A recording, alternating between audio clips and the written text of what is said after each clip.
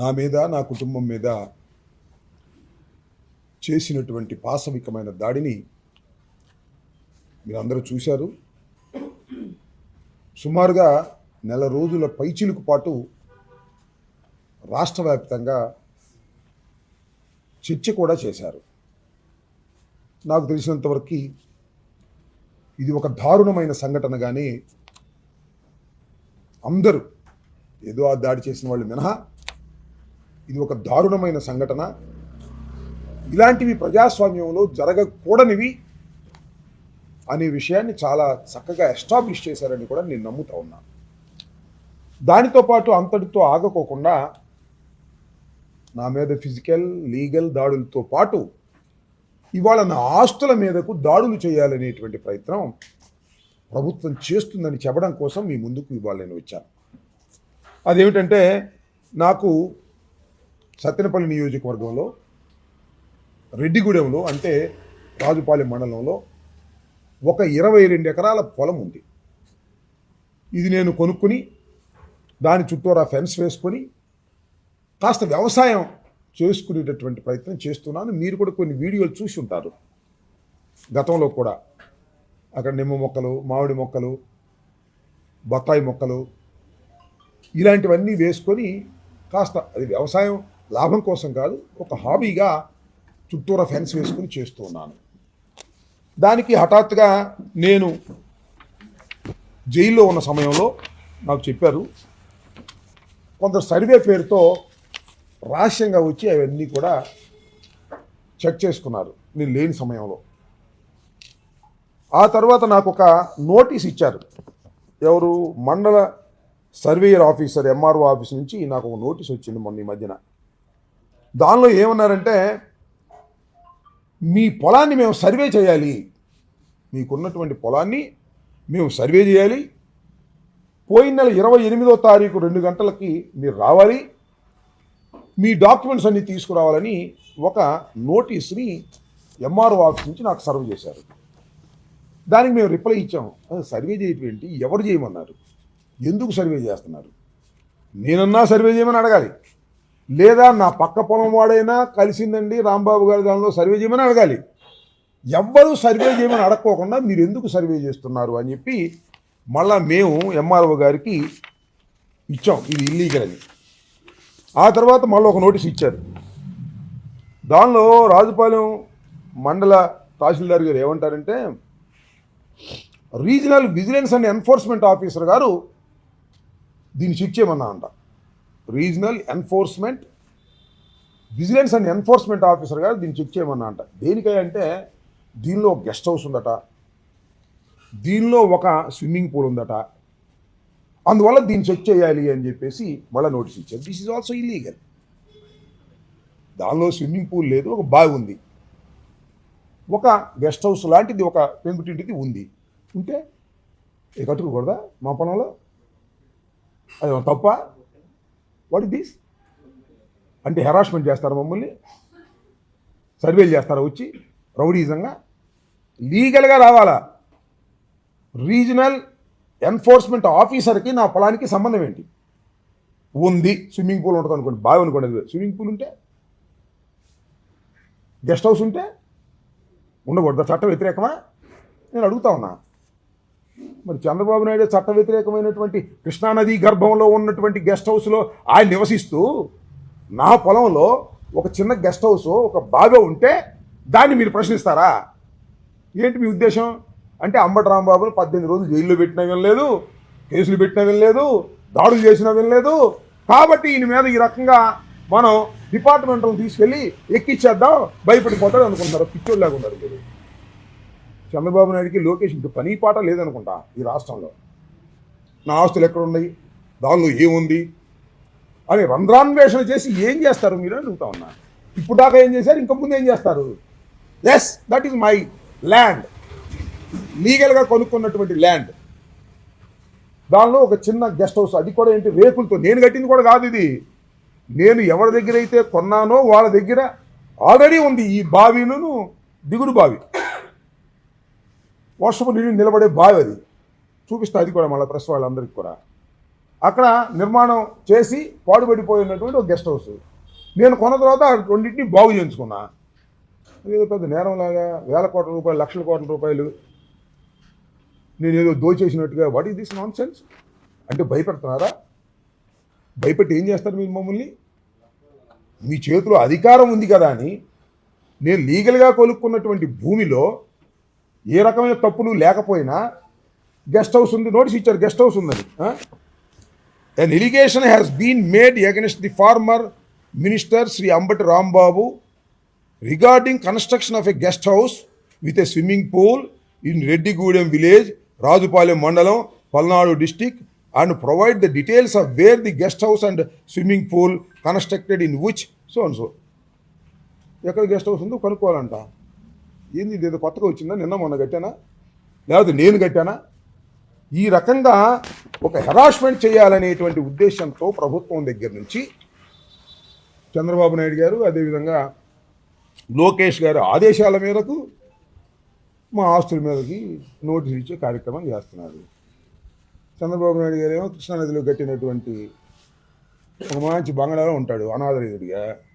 మా పొలంలో మేము ఏదో చిన్న రేకులు వేసుకుంటేనేమో అది గెస్ట్ హౌస్ అంట, బావి తవ్వితేనేమో అదేమో స్విమ్మింగ్ పూల్ అంట. అవి చూసుకోమని చంద్రబాబు నాయుడు లోకేష్ ఇద్దరే రండి, ఈ విజిలెన్స్ వాళ్ళు ఎందుకు, ఇద్దరు రండి వచ్చి చూడండి. అది ఇది చూద్దాం. ఏది కృష్ణానది గర్భంలో ఉన్నటువంటి పెద్ద స్విమ్మింగ్ పూలు, పెద్ద అద్భుతమైన భవనము, నా దొక్కు గుంట రెండు చూద్దురండి, నేను వస్తాను. పిచ్చెక్కిందేమన్నా మీకేమన్నా? మీకేం దొరకపోతే ఇదేనా హెరాస్మెంట్? చాలదా? మీ హెరాస్మెంట్కి మేము భయపడతామా? మీ హెరాస్మెంట్కి భయపడిపోయి మేము వైఎస్ఆర్ కాంగ్రెస్ పార్టీ వదిలిపెట్టి మీ అంట తిరగాల? పిచ్చి వేషాలు వేయి మాకు మనవి చేస్తున్నాం. ప్రభుత్వాలు శాశ్వతం కాదని మనవి చేస్తున్నా. చంద్రబాబు శాశ్వతంగా ఉండడానికి కూడా మనవి చేస్తున్నా. లోకేష్ శాశ్వతంగా ఉండడానికి కూడా మనవి చేస్తున్నా. శాశ్వతంగా మీరే ఈ పదవుల్లో ఉండరనే విషయాన్ని మీరు గమనించలేకపోతున్నారు. ఏదో 5 సంవత్సరాల కోసం మిమ్మల్ని ఎన్నుకుంటే మా మీద దాడులు చేయటం, మా ఆస్తుల మీద దాడులు చేయటం, ఏం చేస్తారో చూస్తాను.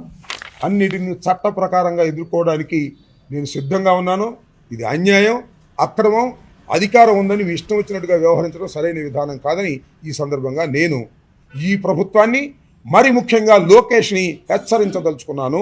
ఇప్పటికైనా ఈ పిచ్చి చేష్టలు మానండి. మానకపోతే దీనికి ప్రతిఫలం అనుభవిస్తారు. మా ఇంటి మీద దాడి చేసినందుకు 7 గంటల సేపు మమ్మల్ని ఇబ్బంది పెట్టినందుకు మీరు అనుభవించబోతున్నారు. మళ్ళీ దీనికి కూడా మీరు అనుభవిస్తారని ఈ సందర్భంగా నేను చెప్పదలుచు.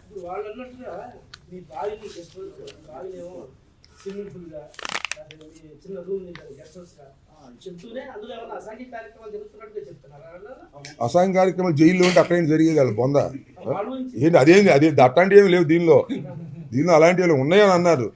మేము అందరం ఒకసారి ఇదిగో మీ మీడియా మొత్తాన్ని ఒకరోజు నా ఫామ్ హౌస్కు తీసుకెళ్తా, కొద్దిగా నాకు హెల్త్ తీరైన తర్వాత. అది ఎంత అద్భుతమైన స్విమ్మింగ్ పూలో, అది ఎంత అద్భుతమైన గెస్ట్ హౌసో మీరు కళ్ళారా చూద్దురు.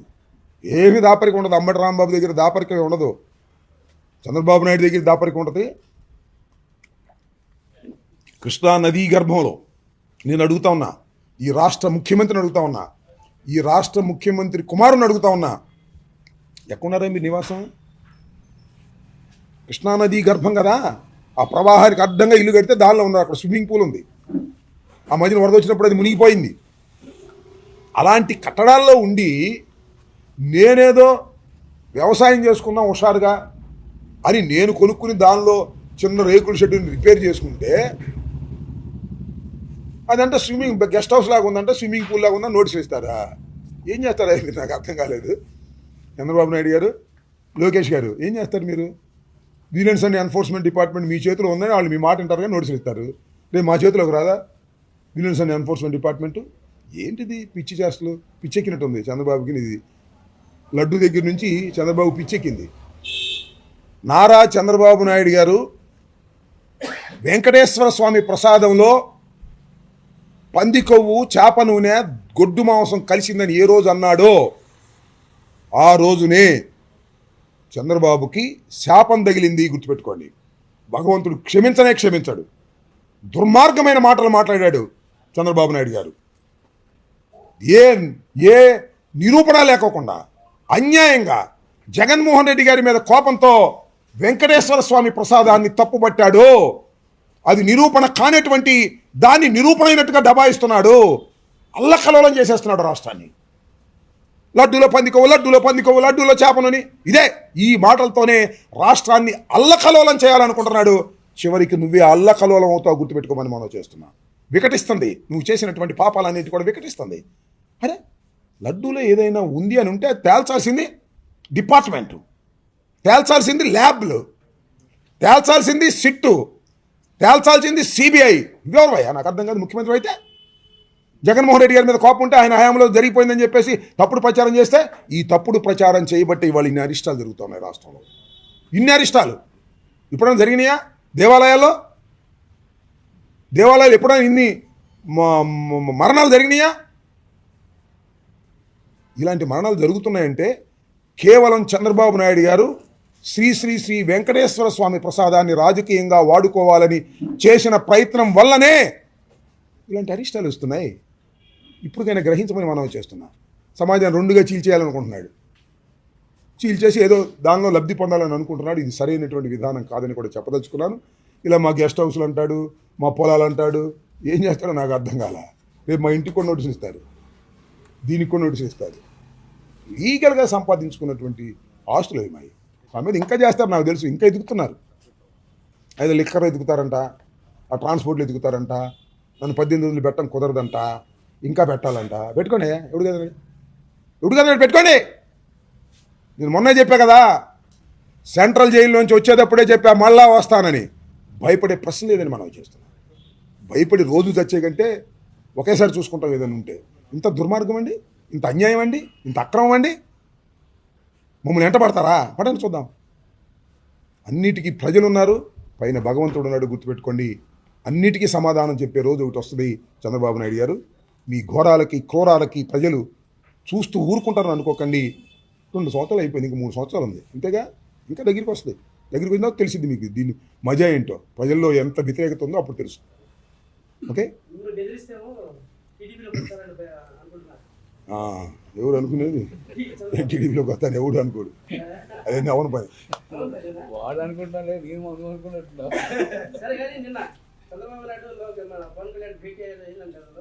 ఏం భేటీ అయ్యారు మనకు తెలియదు. వాళ్ళు భేటీలు అవుతూనే ఉంటారు, మాట్లాడుకుంటూనే ఉంటారు, ఏ పథకాన్ని అమలు చేయరు. ఏంటి నాకు అర్థం కాదు.